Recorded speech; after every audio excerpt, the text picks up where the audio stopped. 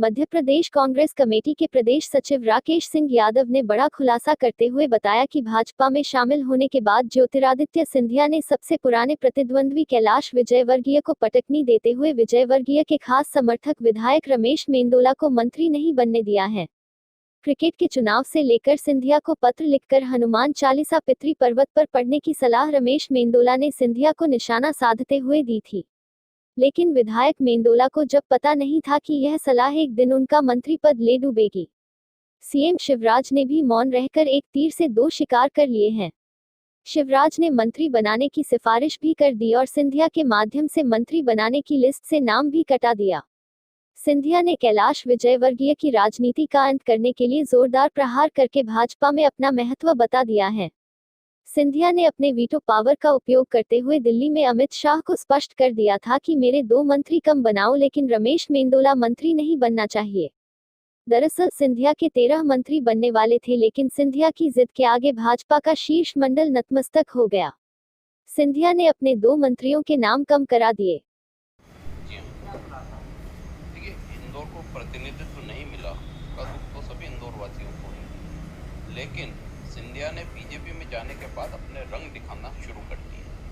तो इंदौर से रमेश मेंदोला का नाम लिस्ट में होने के बाद शिवराज सिंह चौहान ने रिकमेंड करा था दिल्ली, और उसके बाद उनका नाम कटना, उसका सीधा सीधा खुलासा ये है कि ये नाम दिल्ली से काटा गया और इसको कटवाने के पीछे ज्योतिरादित्य सिंधिया प्रमुख व्यक्ति हैं जिन्होंने इस नाम पर आपत्ति ली थी। यहाँ तक कि ज्योतिरादित्य सिंधिया के 13 मंत्री बनना थे, अभी 11 बने हैं। 2 मंत्री उनके और थे, जिसमें एक जाटव थे और दूसरे थे जसपाल जज्जी।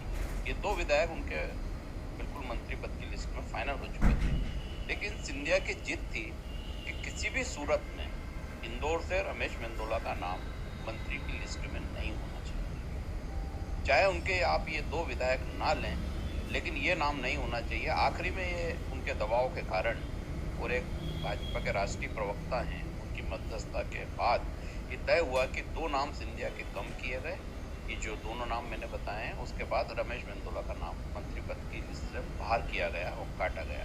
ये देखिए, इसकी 2 वजह हैं। एक, क्रिकेट की लड़ाई तो इनकी है बहुत पुरानी।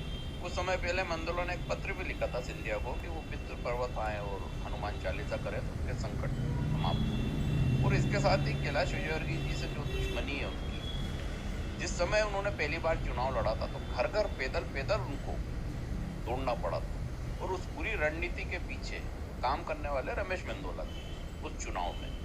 तो ये कहीं ना कहीं जो महाराज की पॉलिसी है, जो काम करने का तरीका है, जब वो कांग्रेस में थे वो किस तरीके से काट-छाट करते थे, उन्हीं शर्तों पर वो बीजेपी में गए हैं। और आज सबसे पहले उन्होंने अगर धाराशाही करा है तो मध्य प्रदेश के कद्दावर नेता को जमीन दिखाई है, और उसमें शिवराज सिंह चौहान की मौन सहमति वो ज्योतिरादित्य सिंधिया के कंधे पर रख के उन्होंने बंदूक चलाई है।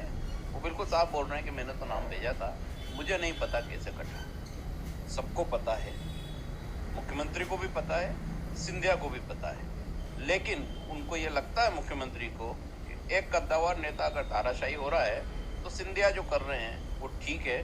वो इस तरह से बीजेपी के जो ईमानदार नेता हैं, और ऐसे बहुत सारे नेता हैं बीजेपी के जो इसमें मंत्रिमंडल में नहीं आ पाए हैं, उनके लिए अब बुरे दिन शुरू हो गए हैं, क्योंकि अब भाजपा में एक नया नाम आ गया है, ज्योतिरादित्य सिंधिया, जो कांग्रेस के बागी हैं। राकेश सिंह यादव, प्रदेश सचिव, मध्य